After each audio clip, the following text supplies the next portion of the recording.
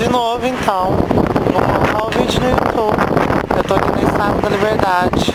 Hoje é 10 de quê? De março? 10 de março.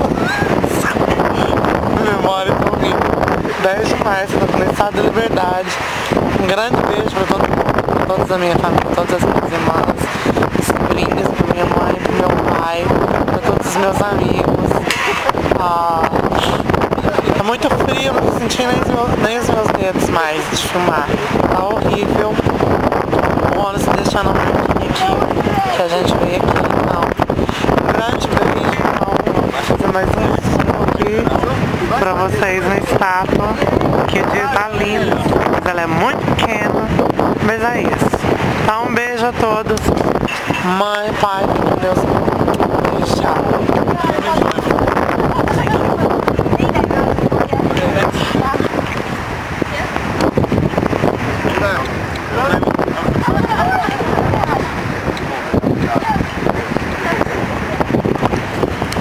Ah, eu esqueci de falar do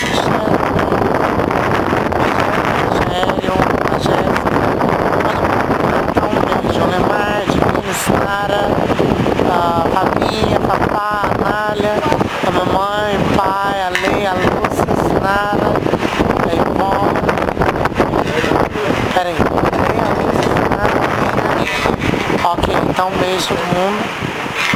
A todos os meus sobrinhos, eu não vou citar nome, porque senão eu fico aqui o dia inteiro. Então tá, então um beijo, fiquem com Deus, tchau.